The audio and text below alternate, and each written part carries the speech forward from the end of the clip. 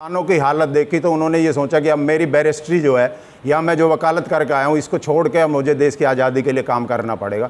ये बहुत बड़ा व्यक्तित्व की बात है, ये बहुत बड़े थॉट्स की बात है, बहुत बड़े विचार की बात है कि हम किस प्रकार से अपने देश की आज़ादी के लिए लड़ें और उसको उस सक्सेसफुल तरीके से उसको हम पाएँ, ये उसके बारे में गांधी जी ने सोचा। और गांधी जी ने यही विचार किया कि जनता को जोड़ने के लिए एक ही तरीका है मेरे पास कि मैं चरखा आंदोलन शुरू करूं।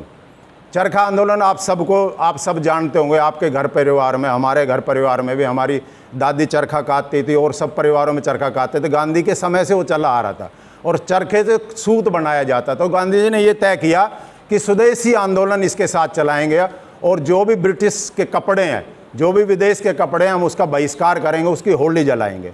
मुझे इसलिए ध्यान है कि हमारे गांव में एक शूटिंग हुई थी गांधी फिल्म की, और गांधी फिल्म की शूटिंग में ये जो चोरा चोरी कांड था वो हमारे गांव की में शूटिंग किया गया था और उसमें जो विदेशी कपड़ों का बहिष्कार किया गया था और उसमें जलाए गए थे कपड़े। तो गांधी ने जब बहिष्कार करने की एक ऐलान किया, एक अपील की, तो लोग उसमें जुड़ते गए, धीरे धीरे जुड़ते गए। उन्होंने कहा कि इसका विकल्प क्या होगा, अगर हम विदेशियों के कपड़े अगर हम बहिष्कार करेंगे तो उसका विकल्प ही होना चाहिए। गांधी जी ने कहा कि विकल्प हमारा स्वदेशी होगा, हमारा कपड़ा होगा, हमारा खद्दर होगा, हमारे खादी होगा। खादी से की परिभाषा ये है कि जो कपड़ा हाथ से बुना जाए, चरखे से बुना जाए, वो खादी है। वो सूत का भी हो सकता है, वो सूती भी हो सकता है, वो ऊनी भी हो सकता है और वो जो है रेशमी भी हो सकता है। जो हाथ से बुना जाए वही कपड़ा खद्दर है या खादी है। खादी जो शब्द है वो खद्दर से आया है। अगर खद्दर का अगर उसका जो मूल शब्द है या उसका जो हम कहते हैं संस्कृत में उसकी धातु वर्ड है, वो जो है खद्दर है, खादी, और खादी उससे बना है। तो गांधी जी ने कहा कि हम सब चरखा चलाएंगे। खुद भी उन्होंने चरखा चलाना शुरू किया।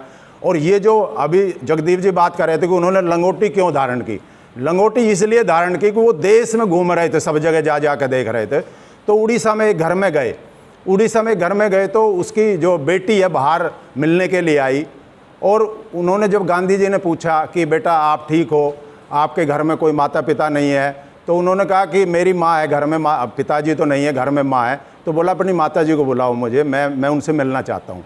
तो उसके बाद वो बेटी अंदर जाती है और अंदर जाके लगभग 20 मिनट के बाद वो बाहर उसकी मदर निकल के आती है।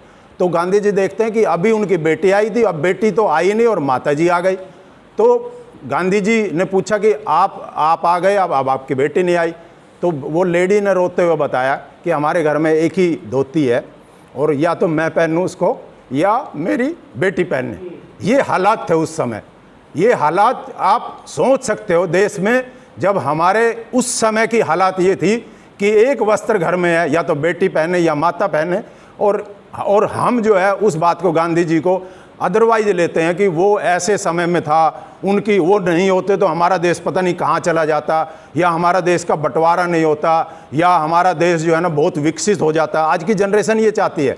तभी गांधी जी ने उस दिन निर्णय किया था कि मैं आज के बाद पूरा वस्त्र नहीं पहनूंगा, मैं पूरा कपड़ा नहीं पहनूंगा जब तक मेरे देश का एक एक कोने में आखिरी व्यक्ति को कपड़ा नहीं मिलेगा, जब तक मैं कपड़ा नहीं पहनूंगा और मैं इस लंगोटी में रहूँगा। और रबड़ की चप्पल पहन के उन्होंने गुजारा किया था, अपना पूरा जीवन इसमें बिता दिया, जबकि वो बहुत अमीर व्यक्ति थे। इंग्लैंड से बैरिस्ट्री करके आए थे, इंग्लैंड से वकालत करके आए थे। आप समझ सकते हो कैसी हालात थी उस समय। और देश को उन्होंने इतना इकट्ठा किया, एक प्लेटफार्म दिया। और भगत सिंह जैसे नौजवान, चंद्रशेखर जैसे नौजवान और राजगुरु सुखदेव, सुभाष चंद्र बोस, ऐसे नौजवान कितने ही उस संघर्ष में जुड़े और उस प्लेटफार्म का यूज किया और देश को आज़ाद कराने के लिए आगे बढ़े वो सब लोग। निश्चित रूप से गांधी जी का इतना बड़ा योगदान कोई कभी भूल नहीं सकता, कोई कभी उसको जान नहीं सकता, क्योंकि जब हम महसूस करते हैं किसी चीज़ को, फील करते हैं, तभी हमें पता लगता है किसी व्यक्ति की पीड़ा क्या होती है। अगर उस पीड़ा को जानना, जो एम्पैथी एक शब्द है इंग्लिश का, और एक है सिंपैथी। सिंपैथी मतलब कि हम किसी के बारे में अपना वक्तव्य दे दें और थोड़ा सा उसको ये एहसास करा दें कि मैं आपके साथ हूँ। लेकिन एम्पैथी शब्द वो है जब उसके जूते में आप जूता पे अपना पैर डाल कर देखेंगे तो वो जो काटता है, कैसे काटता है, वो आपको महसूस होगा, तब जाकर आपका पता लगेगा ये एम्पैथी है। तो ये जो जीवन की एम्पैथी है, ये गांधी जी ने महसूस की, देश की किसी ने महसूस नहीं किया आज तक। अगर हम बहुत अच्छा खा पी लेते हैं या बहुत अच्छा कपड़ा पहनते हैं तो इसका मतलब ये नहीं है कि देश पूरा अमीर है या देश का हर व्यक्ति, आखिरी तक के व्यक्ति, सब कुछ उसके पास है, कपड़ा भी है, मकान भी है, रोजी रोटी भी है, सब कुछ है। ऐसा नहीं है। तो इसलिए गांधी जी को हमने इस तरह से एहसास किया, इस तरह से महसूस किया कि उन्होंने खादी का जो आविष्कार किया या खादी को जो लेकर आए, वो उसी एक इंस्टांस से लेकर आए थे कि मुझे आज से धोती, एक लंगोटी पहननी है और तब तक मैं लंगोटी पहनूंगा जब तक हर व्यक्ति को वस्त्र नहीं मिलेगा, और मैं स्वदेशी कपड़ों का बहिष्कार करूंगा। और दूसरा, स्वदेशी कपड़ों का बहिष्कार के साथ साथ मेरे हर घर में हर बुनकर, हर माता बहनें, बेटियां, हर व्यक्ति चरखा चलाएगा और सूत काटने का काम करेंगे। आपने देखा होगा कि हर व्यक्ति, हमारे घरों में पहले हर महिला जो है सूत काटती थी, और सूत जब वो कटता था उसकी पूनी बनती थी, उसके बाद जो है हम उसको वस्त्र बनाते थे, मोटे वस्त्र बनते थे। खादी के आपने देखा होगा मोटे वस्त्र होते हैं, और जो रेशमी होते हैं वो थोड़ा महीन होते हैं। उसके बाद जो हमारा अलग टाइप का जो ऊनी कपड़े हैं, जो ऊन से बनते हैं खादी चरखे द्वारा, वो अलग से बनता है। लेकिन आज हाथ से काटने वाली ना तो तकली रही, ना तो वो चरखे रहे। अभी 8-8 स्पिंडल के, 10-10 स्पिंडल के जो है मशीन बन गई है, लेकिन चलता वैसे ही है, वो बनता वैसे ही है, खद्दर और खादी वैसे बनती है। तो इसलिए खादी का जो प्रचलन आया वो गांधी जी ने इसलिए किया था कि हम देश की आज़ादी लेकर रहेंगे और इंग्लैंड को जो हम ऐसा एक प्रहार करेंगे आर्थिक रूप से, जिससे हमें वो आज़ादी जल्दी दे दे। तो आप ये समझो कि जब हमने अपना वस्त्र बनाना शुरू किया और लोगों ने अपने ही कपड़े पहनने शुरू किए, अपने द्वारा काते हुए, अपने द्वारा बनाए हुए वो कपड़े पहनने शुरू किए, तो आप उस समय की बात मैं बता रहा हूँ, 1920-22 की बात बता रहा हूँ। इंग्लैंड को लगभग आज 8,000 करोड़ का जो है प्रहार हुआ था, 8,000 करोड़ का घाटा हुआ था उस समय। तो 8,000 करोड़ की एक बहुत बड़ी रकम होती है। जो ये कहते हैं ना कि चरखे से आज़ादी नहीं मिली, मैं ये कहता हूँ चरखे से ही आज़ादी मिली, क्योंकि शुरुआत वहाँ से हुई और चरखा चला चला के हमने एक ऐसा प्रहार किया इंग्लैंड के ऊपर जो वो मतलब उस समय उभर नहीं पाए। और उन्होंने उसी समय ये सोच लिया था कि ये जो मानव है, ये हड्डी और मांस का मानव है, इसको पार पाना बहुत ही मुश्किल है। और इसलिए उन्होंने ये सोच लिया था कि हमें अब इस देश को आज़ाद करना पड़ेगा।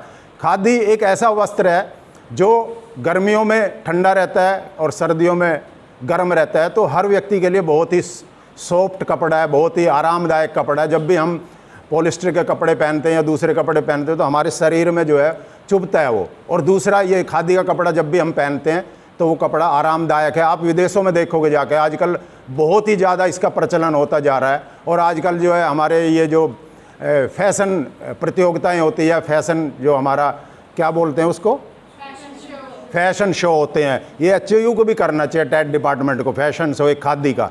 तो देखो कितना बढ़िया रुझान आएगा। तो इस हिसाब से अगर हम करेंगे तो इसकी प्रगति होगी, इसका विकास होगा, इसका विस्तार होगा। और विस्तार करने के लिए हर चीज़ को करना पड़ता है, नहीं तो वो चीज़ वहीं पर रह जाती है। इसीलिए हम खादी, गांधी और आज़ादी को भूलते जा रहे हैं धीरे धीरे, क्योंकि अब जो हमें मिल गई है उसकी हमें ज़रूरत नहीं है। हम ये चाहते हैं कि हम इजी लाइफ जिएँ, हम आसान सा लाइफ जिएँ, हम जो है ऐसा खाना खाएं जो बनाना भी ना पड़े, पिज्ज़ा खाएं, बर्गर खाएं, गोलगप्पे खाएं और आराम से जीवन जिए।